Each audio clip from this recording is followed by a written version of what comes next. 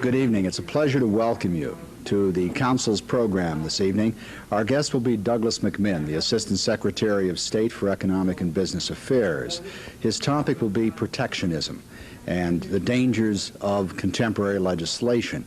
This is an urgent theme, of course, as the United States finds it difficult to compete in the global economy. It's going to be especially interesting to the members since this is billed as a major policy address.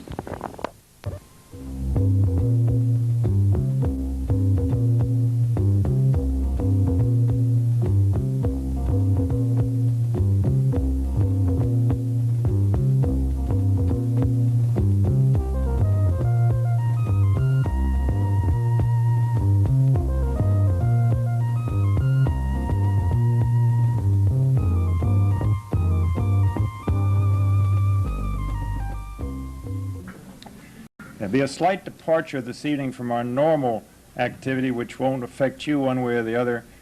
All the question and answer period will be off the record. You can take that any way you want. This port community is keenly interested in the issues surrounding protectionism. Our attention is especially captured by the fact that tonight's presentation has been labeled a major policy address. We are honored to have with us this evening to discuss the dangers of protectionism and the current legislative climate. The Assistant Secretary of State for Economic and Business Affairs, the Honorable Douglas W. Mcminn. Mr. Mcminn received his BA degree from Gustavus Adolphus College in Minnesota, a Master of Liberal Arts degree from Johns Hopkins University, and his MA in International Affairs, specializing in International Economics from the Johns Hopkins University School of Advanced International Studies. Mr. Mcminn has worked in government since 1975. He has served as an economist responsible for East-West economic policy in the Office of the Assistant Secretary for International Affairs in the Department of the Treasury.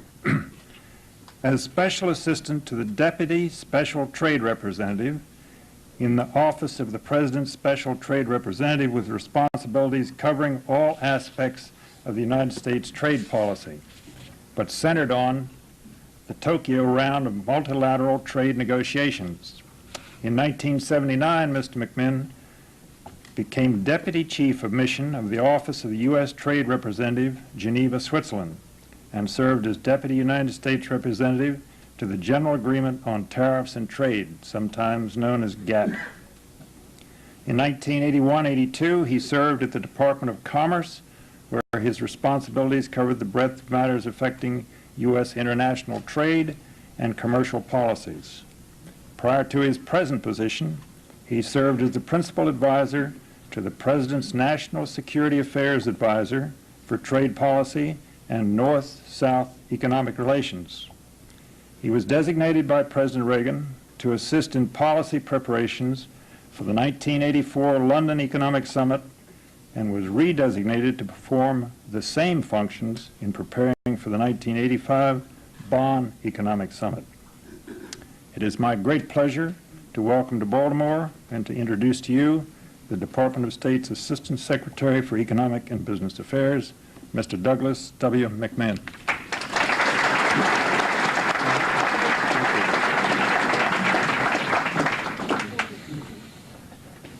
Well, thank you very much. I appreciate the opportunity to talk with you this evening. You know, I have many fond memories of Baltimore. I spent 3 years in the military down here in Dundalk. I actually found on my own old O'Brickies. And I did attend Johns Hopkins University. I really have followed very closely two things from Washington over the years with respect to Baltimore. One is the remarkable economic progress the city has made, and I mean that. And the second's been the Baltimore Orioles. Sometimes remarkable, sometimes not so remarkable. But in any event, it's good to be back. The question that I want to put before you tonight is a simple one. Where will America lead? Will America lead to more open trade among nations? will America lead to greater economic and political freedom around the world? When put to the test, what course will we steer for ourselves and the world? As we approach the 4th of July, I think it's worth reminding ourselves of the fundamental principles on which our nation is built. The Founding Fathers understood that political and economic freedom were inseparable and believed that human freedom and private initiative would bring America progress and prosperity. We've grown from a weak colony to be a prosperous nation. We've done that by remaining true to the vision of the Founding Fathers. 210 years have passed since the signing of the Declaration of Independence, at least if my math is correct. In their wildest dreams, the Founding Fathers could never have imagined how successful America's experiment with freedom would be. Our political and economic freedom serves as an inspiring example to the rest of the world. Countries in Asia, Africa, Latin America, and even Europe are embracing democracy. In a quieter but equally important way, nations all over the world are rejecting state-controlled, interventionist economic systems and adopting market-oriented economic policies. And one of the fundamental principles of economic freedom is free and open trade. History has taught us that the freer the flow of trade, the greater the world economic progress, and the greater incentive for peaceful relations among nations. At the moment, in Washington, one of the top issues is trade policy. Recently, the House of Representatives passed an omnibus trade bill. The Senate is now taking up trade legislation. It's within the context of economic and political freedom that we need to examine today's trade policy debate. When the trade bills are debated on Capitol Hill, the vision of the upcoming November elections is certainly clear and present. The voices of special interests are persistent and persuasive and pervasive. The national interest is less clearly heard. H.R. 4800, the House trade bill, which passed overwhelmingly on May 22nd, is a blueprint for closing markets. Frankly, it's a bill based to and you can debate that, greater or lesser degree, on election year politics.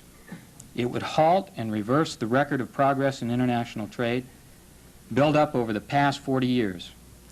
It is sure to increase both political and economic tensions around the world. H.R. 4800 offers trade restriction as the solution without understanding the true nature of the trade problem. Now, I won't stand here in front of you and tell you there isn't a problem. There is a problem. During the past 2 years, the deficit on our trade account has been at a record level virtually every month. Then that pattern may not yet be broken.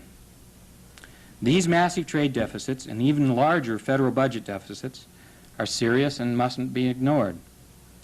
Among other factors, these deficits have eroded the important coalition we've had in this country for freer, more open trade.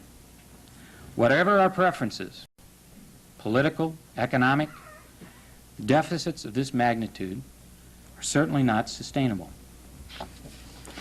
So we must take action to deal with our deficits and the concerns they generate. We must rebuild that coalition of farmers, consumers, businessmen, politicians, academics, and yes, even Washington bureaucrats that has shaped our open trading policies. At the same time, we have to guard against taking false solutions that will only make matters worse. Now, the American economy has performed well over the past 4 years. Certain industries and certain areas of the country, you have, or no different than any other area, have problems. And there are areas that are in difficulty. But I would submit to you that their problems are set in a powerful pattern of progress. Overall, we're better off than we were 6 years ago. Prospects are that we'll be even better off next year. Deregulation, market freedom, private sector incentives, and a less intrusive government. These are the things that have produced this progress. We have rising incomes, new jobs, low inflation, productive investment, affordable housing, lower taxes, dynamic capital markets, and an efficient farm sector. The question I pose for myself and I pose for you, why, I wonder, are some now tempted to take trade policy in the opposite direction? Why intervene in international markets when our domestic successes spring from less intervention, not more? Why close markets when our post-war heritage of opening them has stimulated the greatest expansion of economic well-being in the history of the world? Why add friction and increase the risk of conflict between nations? Is market closing the best way to deal with our trade problem? Are the proponents of H.R. 4800 correct? More to the point, would it even work? Let's look at 5 issues that are most often raised in today's trade debate in Washington. Why do we have a trade deficit? How can trade policy reduce the deficit? Do imports cost jobs? What is fair trade? And do we have a trade policy? I got a little bit of a reaction there, didn't I? First, why do we have a trade deficit? Well, the fundamental cause is that during the last 3 years, domestic investment has substantially exceeded domestic saving. Now, the difference, that portion of our total investment financed by foreign savings, is equal to the deficit in our trade in goods and services. Only when we bring domestic investment and domestic savings back into balance will we bring our trade account back into balance. To understand how that present situation arose, we have to look again at the record of economic performance over the past few years. The U.S. economy has created 10 million jobs, new jobs, since 1981. Investment was necessary to create those jobs. In the recovery of the 1980s, investment contributed more to growth than in any previous post-war recovery. Real business investment as a share of real GNP reached a post-war high. The American people collectively, with renewed confidence in their economic future, invested their savings at home rather than lending them abroad, and also fueled economic growth through their spending. For its part, the federal government embarked on a monumental effort to rebuild our nation's security, a public investment in our future. However, while private savings have exceeded total private investment, the federal government has been spending much more than its income. Doesn't come as news to you, does it? This draws off savings from the private sector. It's a drain. Now, how is it possible for an economy as a whole to spend more than it earns? It's pretty simple, actually. Others somewhere in the world spend less than they earn and invest the difference in America. We are able to support our ambitious investment, both public and private, with an inflow of savings from abroad. That inflow of savings must be accompanied by a parallel influx of goods. To reduce the trade deficit, we must restore a better balance between the demand for capital, our public and private investment, and the domestic supply of capital, the savings generated by households, businesses, and government. We can invest less or save more. The choice is really ours. Now, what role can trade policy play in all this? You hear all of this out of Washington, this debate on trade policy. What can trade policy do in terms of the trade deficit? Well, trade policy does not significantly affect the trade balance. Let me repeat that. Trade policy does not significantly affect the trade balance. To be sure, some policy actions may cause minor shifts in previous savings and investment patterns. But trade restrictions do not affect the fundamental cause of the trade deficit, the inability of domestic savings to finance domestic investment. Trade restrictions can only divert resources to protected sectors of the economy and away from dynamic sectors that are typically left unprotected. When we restrict imports, we act not so much against foreign producers as against our own domestic consumers, our industries that rely on imported materials, and our farmers and industries who actually need those foreign markets to survive. Well, what about jobs? Don't imports cost Americans their jobs? Don't exports create jobs? These are tough questions. Not because the answers are so complex, but because wrong answers are so prevalent, appealing, and often politically convenient. There's no doubt that fewer Americans are engaged in producing VCRs, color televisions, cameras, even automobiles and steels, which I think this community has a great deal of experience with. There's also no doubt that Americans are engaged in producing aircraft, computers, advanced electronics, and agricultural products because we export them. But it's a fundamental truth that policy, trade policy, affects only the composition of employment, not its total level. You can dismiss any analysis that states that a particular trade restriction will save jobs in the overall sense. What it does is to shift employment from our most dynamic industries to our less productive sectors. But what about fairness? What about the level playing field our exporters have a right to expect? Americans value fairness. It's one of our finest national attributes. If we're not being treated fairly, we'll react, whether we're in a trade deficit or a trade surplus. And without doubt, there are unfair trade practices around the world.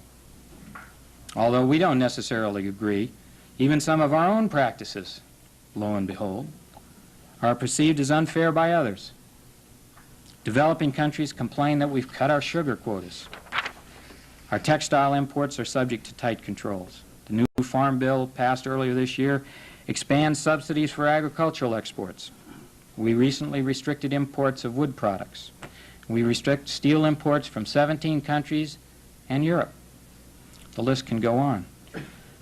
I think what's fair to say is that purity and virtue are hard to find in the world of trade. Now, there's another aspect of fairness that deserves attention. Too often, the unspoken definition of fairness is our industry must always win. Loss of market share abroad translates into an unfair trade practice by our competitor. The trade deficit is seen as ironclad proof that American business is facing unfair competition. Hear a lot of that in Washington. Fairness does not mean that every U.S. industry always prospers. Fairness means we all play by the same rules.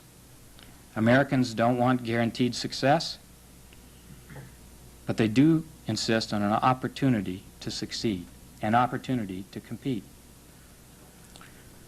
Where unfairness exists, how should we deal with it? Retaliation? Restricting access to the U.S. market? That comes quickly to mind. There are two problems with retaliation. First, it hurts our own economy. And second, it invites an escalating and dangerous spiral of counter-restrictions by our trading partners. Nevertheless, despite the risks, retaliation may be necessary in some cases. When it is, we'll act, and we have acted. But what we shouldn't do is base our policy on the concept of retaliation. The most effective approach to foreign unfair trade practices is to confront them directly, to demonstrate the unfairness, and secure change, primarily through negotiation. This course serves our broader economic interests and those of the world trading community. It creates new possibilities for growth and enhanced competition. Unlike retaliation, it is true to the principles of economic freedom that has served us so well. Success has not been and will not be instantaneous. It's a frustrating business. negotiating away these unfair trade practices. The political forces of protectionism are at least as strong abroad in foreign countries as they are here. But we've made progress, some real progress. American exporters deserve the full effort of their government to assure them an open and efficient market that they can compete in. But what we don't want to do is bind ourselves as the premise for our policy to trade restriction. As in the domestic economy, our efforts must be devoted to greater freedom and not greater government. Well then, what is the government's trade policy? How do we deal with this? In the tradition of every American president since FDR, President Reagan stands for free trade and open markets. Sounds simple. Is that a policy? I would submit that's a policy. That's our policy framework. Our objectives are clear. Open foreign markets, get rid of trade barriers, and eliminate unfair trade practices. The U.S. has taken the lead in pushing for a new round of multilateral negotiations. We hope to have those launched this fall. Our objective is to strengthen those rules that exist now in the international trading system and extend them to areas such as agriculture, services, intellectual property, and investment, which have, until now, escaped meaningful discipline internationally. Multilateral negotiations are our best hope for establishing a broader, level playing field, free of the holes that we have all dug for ourselves in the past. Responding to a recent Canadian initiative, we've just embarked on what I consider to be a historic initiative with our neighbor across the border, our largest trading partner. We're engaging in comprehensive talks to establish free trade between our two countries. The objective of these talks is to reduce or eliminate barriers to a broad array of trade and investment areas. It'll be an engine for growth if we're successful, both for Canada and the United States. In a series of talks with the Japanese, we've agreed on the removal of barriers to sales in Japan, sales of telecommunications gear, of wood and paper products, of pharmaceuticals and medical equipment, and of electronic components. We're engaged in a new round of discussions which will include automobile parts. We're pressing the European community in terms of the agricultural sector to ensure that we receive adequate and fair compensation for damage that our agricultural exports will incur as a result of an expansion of the European community to include Spain and Portugal. We're negotiating with Korea. We want our insurance companies to be able to sell in Korea. And we want to obtain better patent and copyright protection there. We're pressing Brazil to administer fairly its laws regarding computers and related equipment. I could go on, but I see eyes glazing over. It's only a partial list, but it illustrates that positive market-opening actions have been taken and are underway currently to eliminate unfair trade practices. We're actively pressing to expand market access for competitive U.S. exports of both goods and services.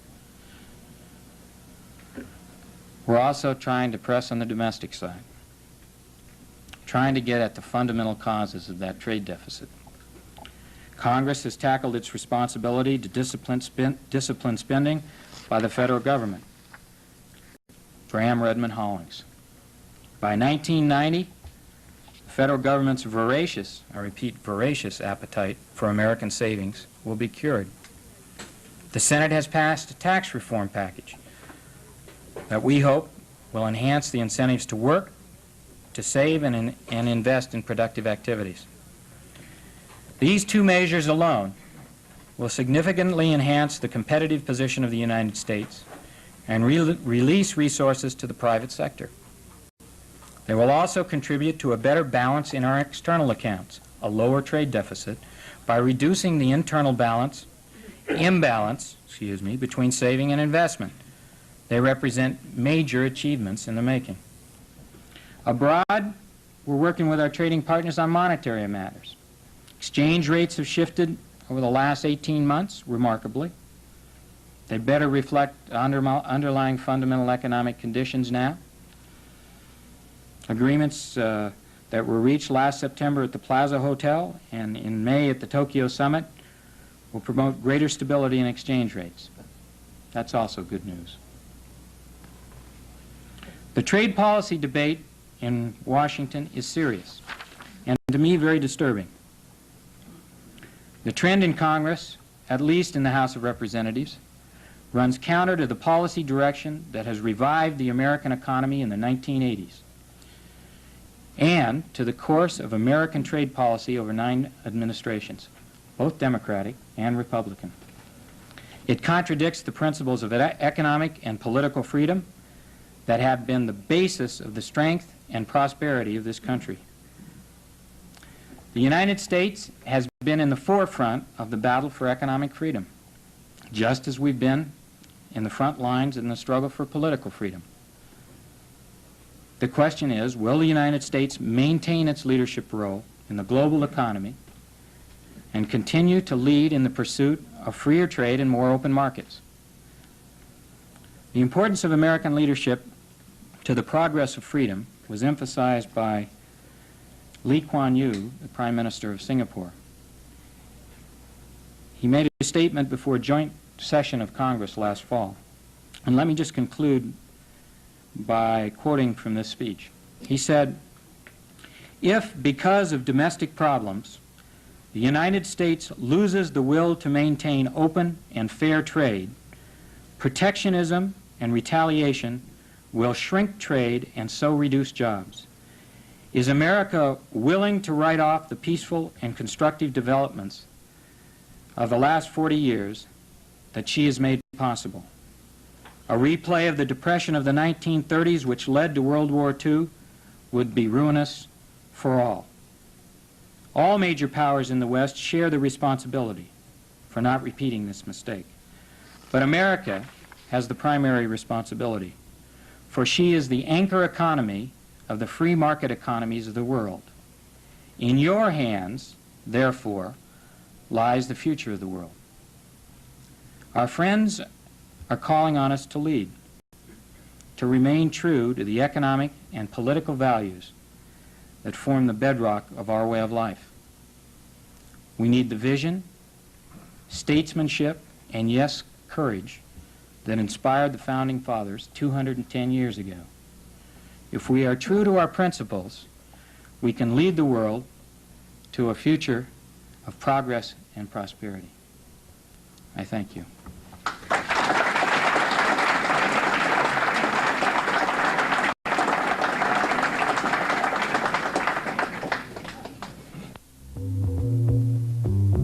It was good to have you join the members of the Baltimore Council on Foreign Affairs for this evening's session. A transcript of the program is available at a cost of $5. The Council is a private, non-profit, non-position-taking organization dedicated to foreign affairs education. Membership is open to the public, to all citizens seriously interested in foreign affairs. For membership information, merely call the Council at 727-2150 or write to Suite 2155 at the World Trade Center.